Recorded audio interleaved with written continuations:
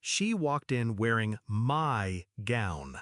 The silk I'd chosen, the cut I'd tailored, the fabric I'd paid for. And on her arm, my fiancé, smiling like betrayal was just another joke. "Surprise," she giggled, spinning once so the hem brushed the floor.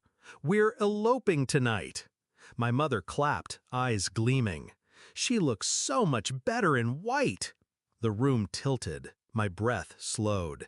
But I didn't flinch. I smiled, pulled out my phone, and showed them something that froze their smiles instantly.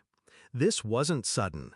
My sister had been trained since childhood to believe everything of mine should be hers: toys, clothes, attention. And when she wasn't given it, she took it anyway, wearing her theft like a crown. I covered for her for years, protected her, even loved her, despite the cuts she left in her wake. And my mother, she encouraged it. "Don't make a fuss," she'd say. "She's younger. Let her have this one thing." But it was never one thing. It was everything. When I met him, I thought it would finally be different. He was mine, a love that belonged only to me. I built a future around that certainty.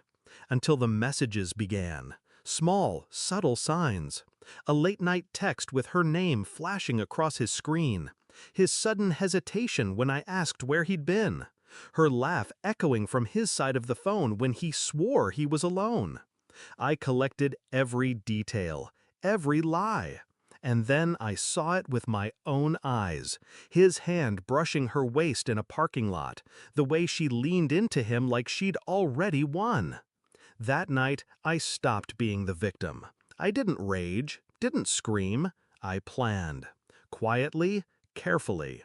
First, I went to the bank, froze the joint account, shifted funds, transferred the house deed I'd put in his name back to mine. A signature forged with a precision he'd never notice until it was too late. Second, I visited my lawyer. A prenuptial agreement already waiting, ironclad. Everything of mine stayed mine. Everything of his was vulnerable. And the moment he cheated, it was void. Third, I pulled my sister's phone records. Easy, once I had her password. She used the same one for everything. I gathered screenshots, videos, recordings, enough to scorch the earth she stood on. And then I waited. The rehearsal dinner was perfect.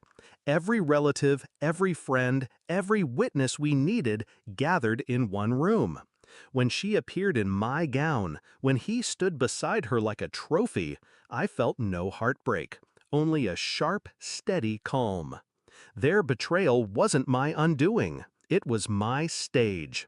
"Surprise," she'd said, and my mother clapped like a seal, adding, "She looks so much better in white." That was the cue. I smiled, pulled out my phone, and tapped the screen. The projector lit up behind me. Their laughter died as a video played, my sister, in her own voice, whispering to him, "She's so stupid, she'll never know. Once I wear that dress, it's mine forever." Clip after clip, their texts, his voice calling her my real bride. Screenshots of hotel reservations, photos of them in the gown together. Gasps filled the room, chairs scraped back. I turned, met their eyes, and spoke only once. "Check your mail." The silence broke into chaos. My mother's hands flew to her mouth. My sister's face drained pale. My fiancé's jaw tightened, eyes darting like a trapped animal. Because they all knew what was waiting for them. Each envelope I'd mailed the night before. Copies of everything. To relatives, to neighbors, to his boss, to hers, to every person who'd ever believed their lies. The truth was already out. By the time dessert was served, reputations would be ash. My sister ripped the veil from her hair, shrieking at me. My mother turned on her, hissing, "You couldn't keep this quiet?" My fiancé reached for me, begging under his breath. I didn't move, didn't blink. I let them unravel, the three of them clawing at the pieces of their perfect little scheme, while the audience they craved so desperately turned away in disgust. That night, there was no elopement, no celebration, only shame. The aftermath was surgical. He lost his job within weeks. Company policy doesn't look kindly on scandals broadcast to clients. His credit collapsed without my support. She moved back into my mother's house, shunned by friends who wanted no part in the mess she made.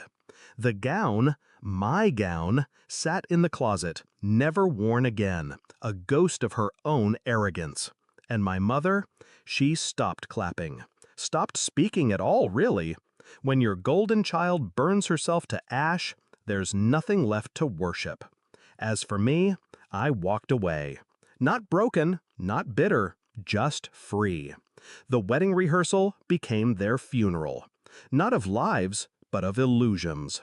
I gave them what they wanted, a stage, an audience, a spotlight. And then I made sure the truth burned brighter than their lies ever could. When people ask why I smiled that night, I tell them this. Because I wasn't losing a fiancé, I was losing dead weight. And I wasn't watching my sister win, I was watching